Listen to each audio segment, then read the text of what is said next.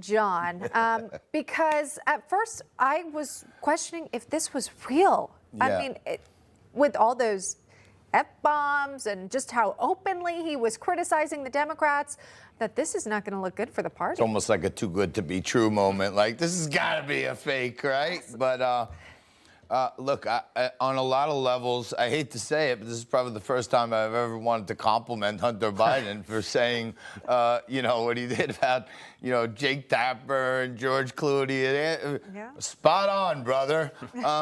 But, you know, I was also a little bit jealous because, you know, even though I produce Wise Guys on Newsmax, I do have, you know, a heavy-duty producer who keeps an eye on me, kind of babysits me.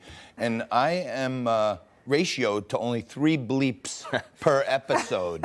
So when I see this guy, That's generous. I'm thinking a podcast might be in my future, you know what I mean? Go. Because this thing's going viral. And, you know, last but not least, I would say I could have done without a description teaching kids of America how to make crack cocaine from your local convenience store. But it was such a detailed description. And on the heels of that, Kash Patel and Dan Bongino came out and said the white package found in the White House was not Hunter Biden's package.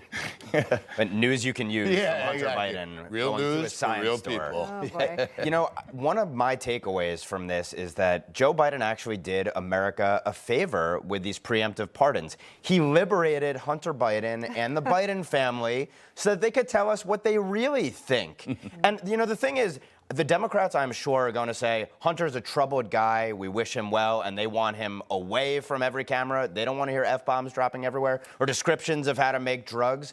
But that said, the party has a real problem, which is that they can't just ignore the last 4 years and the leader of their party, who they had to shove aside. What do you think is going to happen ultimately? Where's this infighting going to shake out? Are the Bidens going to be an albatross around the neck of Democrats? Look, it sure looks that way, and it looks like, you know, Hunter is feasting on his pardon. We'll find out if the auto pen gave it or not. But, you know, at this point, it looks like, you know, that sometimes they say, you know, with like a rat, they say, you know, slap him once to start talking, slap him twice to shut him up. Like, all right, you told us enough, right? If he can go on for 3 hours, I mean, me personally, I kind of spent a lot of time in the street.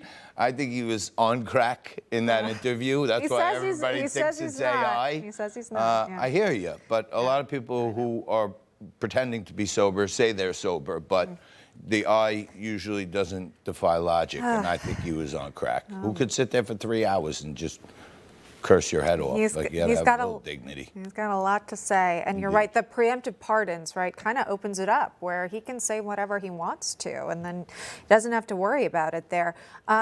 We're going to wait and see if maybe other Bidens are called to testify before James Comer. They won't talk. Yeah, I know. Hunter. I think, remember, we're so used to folks pleading the fifth that this sort of openness that we've seen from Hunter is a bit refreshing. I'll say that for sure. Either way, really interesting. I almost feel like he's making a comeback right here. You know what I mean? He was kind of like the most hated man. We want Hunter in jail. Yeah. We want now. You know, you can't get him.